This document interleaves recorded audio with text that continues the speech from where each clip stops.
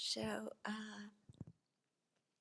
today I wanted to speak about a new group that's forming called the Alliance for Buddhist Ethics, and it came out of the Sakyadhita conference that we attended last June. Sakyadhita is an international Buddhist women's organization. And during the conference, there were a few people who spoke. One talk was by two nuns. One was Bhutanese and the other was Malaysian, and they talked a little bit about the issue of sexual abuse in the Asian community.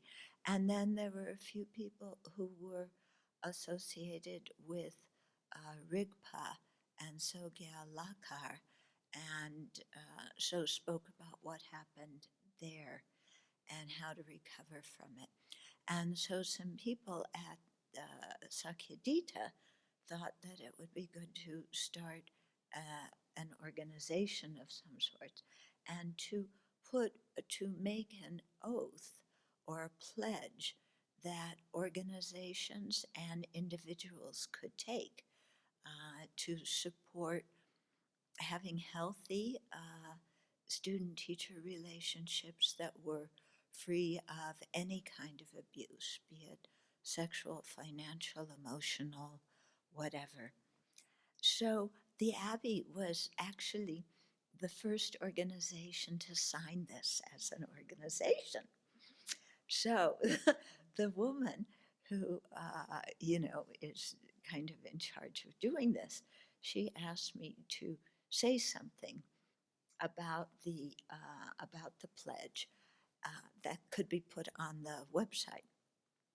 And the pledge, she started with, like a basic short outline. And then a lot of people, myself included, gave suggestions of things to add. So it's still, I think, a draft form. We want to expand it, but I think it's quite good, and it makes you think a lot. Okay, so the idea is, when people take it, then they're really committing themselves to having good ethical conduct, especially in a student-teacher relationship.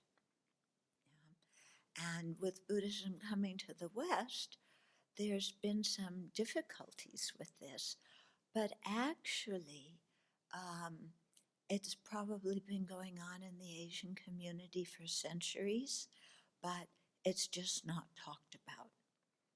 Yeah. And part of the reason it's not talked about is out of respect for teachers, and we're taught to respect our teachers, and also because, at least in terms of sexual abuse, it's usually the woman who is the victim, and she often gets blamed. So women don't like to bring it up if they're going to turn around and get blamed, especially if they're revealing it in terms of somebody who's very highly regarded in the society and who probably has some very good qualities and helps many other people. And then she says something about this behavior, and then she gets blamed. Okay, so now I think with the Me Too movement, a lot of this is coming out. People are talking about it. Women are being braver, and hopefully society is being less critical of women when they bring this up. Although it can happen with men too. And all the other kinds of abuse, emotional and financial and so on, can happen to everybody, women or men. So I thought I would read the oath, or the pledge, whatever you want to call it, and just,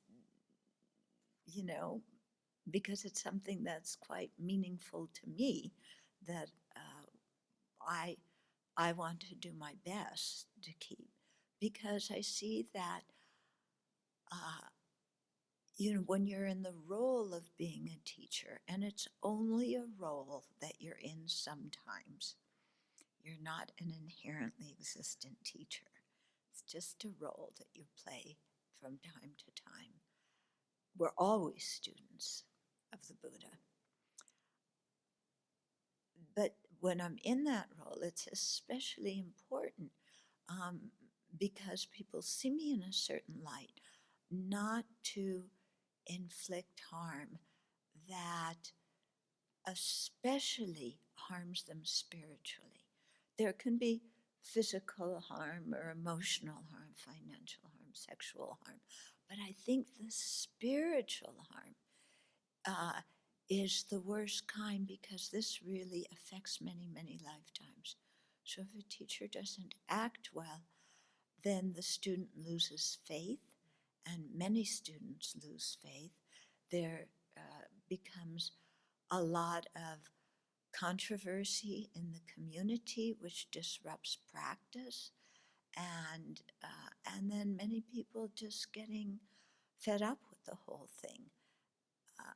And I don't want to ever be the cause of anybody losing faith because, the Buddha Dharma is so precious and it's so difficult to encounter the Buddha Dharma in our lifetime that to turn anybody away from it is really devastating, for that person karmically and for the person who does that.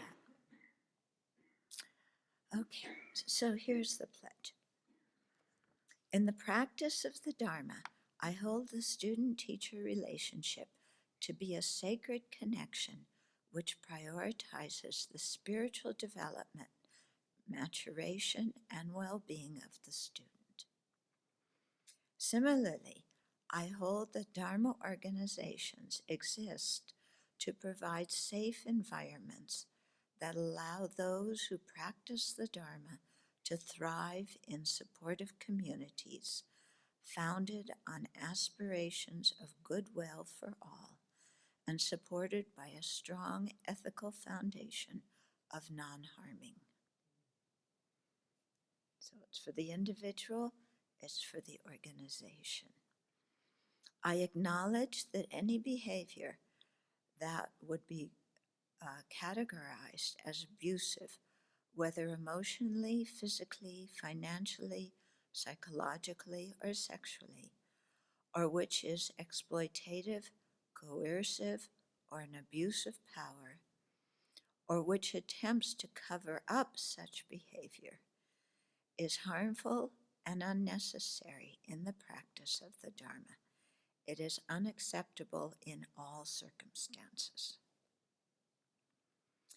I am aware that harm has been caused by failures to meet these standards in the past, and I declare my commitment to maintaining them for the well-being and benefit of all.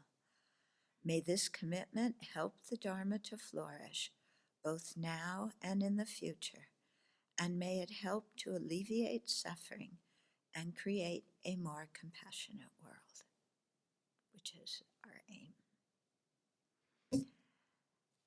And so those of us who really love the Dharma and have benefited so much from the Buddha's teachings, we want it to continue to exist in our world now.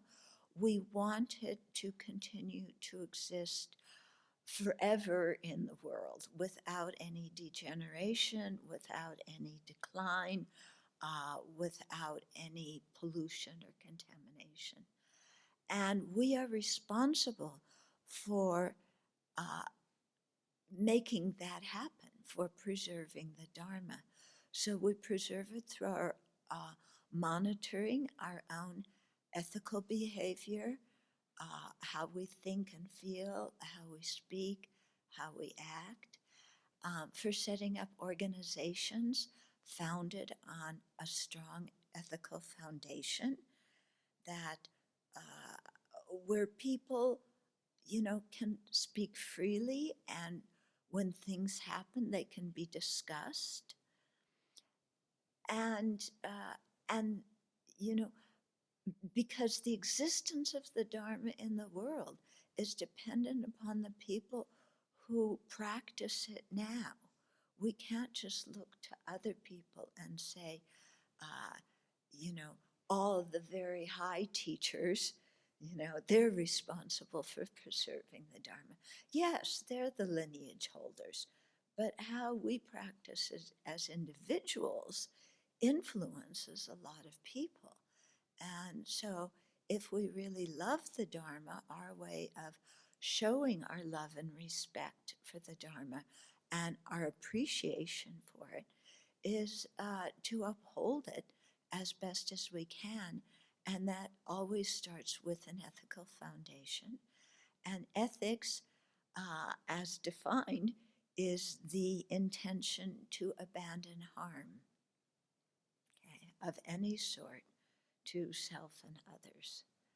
So I think this pledge is something very good, and having an alliance for Buddhist ethics is also very good. There's a website now. You can look it up.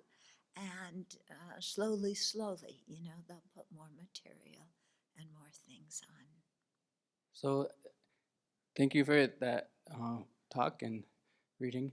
So one comment you had made just now about when people in the Asian community or anywhere have been, doing harmful or abusive actions, and if it's sexual abuse, and the woman, wouldn't want to speak up, and then you mentioned the abuser could also be a person who has very good qualities and helps a great deal to the community. Mm-hmm. So that's, I think, something that seems to be the case and is curious, though. So in terms of, the development of good qualities, like someone, if they have these sort of deep Dharma qualities like bodhicitta and understanding of emptiness and these things, then so basically that doesn't necessarily impede them from being able to harm others totally. Wait a minute. When I was talking about good qualities, I wasn't referring to people who had realized emptiness or generated bodhicitta. Those people definitely would not harm others intentionally. Okay. But good qualities is a very vague term. Okay, maybe I need to clarify it a little bit. Yeah, thank you for pointing that out. I'm just talking about people who can be very pleasant people, who may be able to explain the Dharma well, who have very good ability, yeah, to explain things so other people can understand, or they're very friendly, and so they make other people feel comfortable in coming to Dharma centers. Good qualities is very vague. I wasn't referring to people with realizations, okay? But you can also say, and this is one of the troubling things, that we never know who has realizations.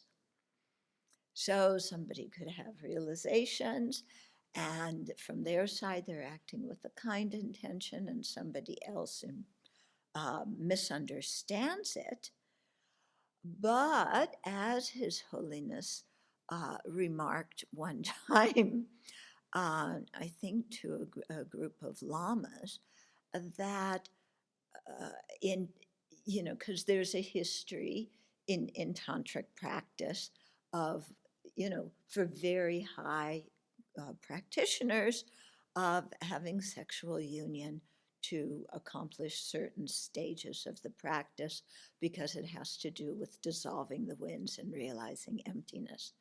But His Holiness said, in the past, whenever people did consort practice, nobody cried sexual abuse afterwards. Yeah. Yeshe Sogyal, you know, Guru Rinpoche's consort, she didn't cry sexual abuse afterwards, okay? Because if you're actually doing that practice, both partners have high realizations, and nobody's going to feel abused. Yeah. And His Holiness also says there's only a handful of people who can do that practice now. And, in Jason Kappa's tradition, you disrobe if you're going to do that practice so that there's no confusion in people's minds. Okay? Having said that, nobody can control anybody else's behavior. People are responsible for their own behavior.